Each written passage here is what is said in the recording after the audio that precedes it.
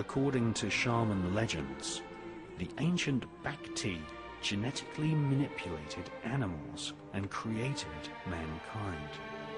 They took the creatures of earth to get some of their genetic material to make the new slave better adapted physically to the planet than they were, but the slave would for the most part be like themselves.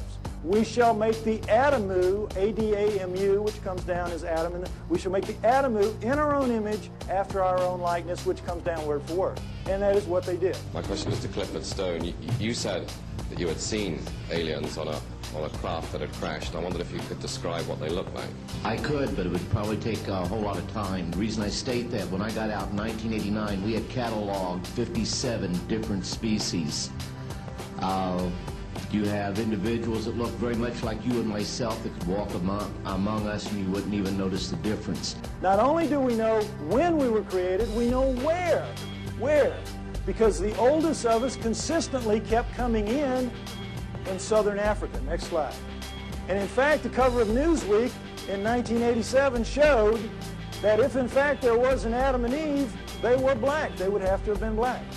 I was loaned to the Lunar Orbiter Project at NASA on Langley Field. Dr. Colley was in charge of that project. They had problems with a piece of electronic equipment that was bottlenecking their production of photographs. I was interested in how the whole process functioned, how the data got from the lunar orbiter to the laboratory. I asked the young man if he described the process to me. He did. About 30 minutes into the process, he said to me, in a very distressed way, by the way, we've discovered a base on the backside of the moon. And then he proceeded to put photographs down in front of me, and clearly in these photographs were structures, mushroom-shaped buildings, spherical buildings, and towers. Your dimethyltryptamine is a substance produced by the pineal gland that is believed to facilitate the traveling of the human soul in and out of the body. The human body is flooded with this substance at birth and at death, and also the 13th week of gestation of a newborn child, coinciding with the Tibetan Book of the Dead, and what it refers to as the exact time when a soul can incarnate in a new body on Earth. Clinical studies of DMT have shown patients to contact alien and reptilian-like creatures who claim to be waiting for them during these experiences.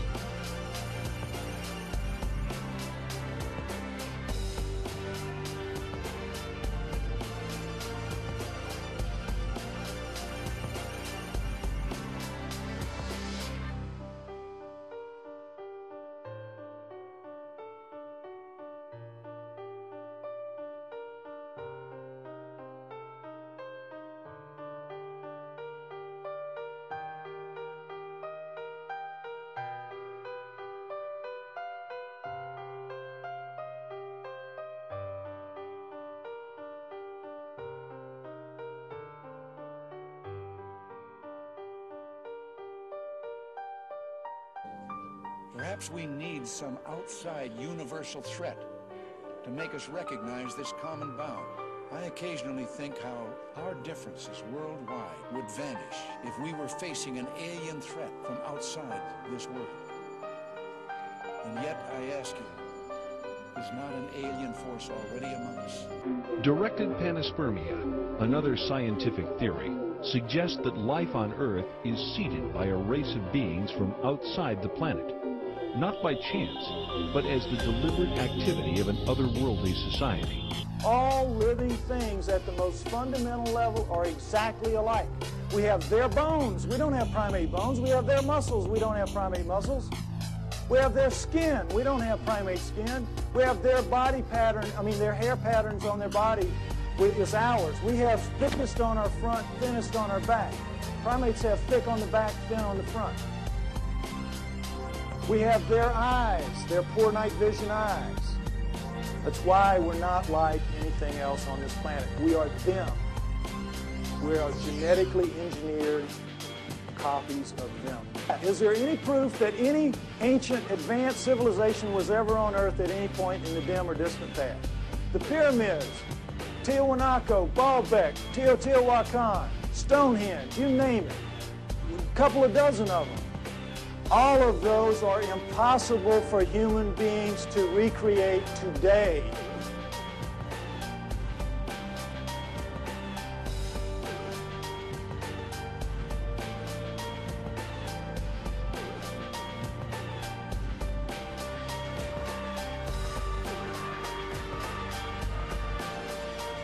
All primates have 48 chromosomes.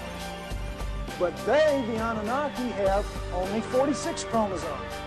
How do we know that? Because we have 46 chromosomes. So what can you do? How can you solve that problem? There's only one way, and boy, is it smart.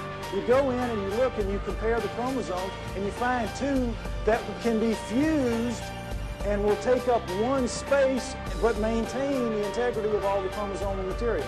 Orangutan, 2 and 3. Gorilla, 2 and 3. Chimp, 2 and 3. Human. Uh-oh. Fusion. How long do you think it would take Mother Nature to do this?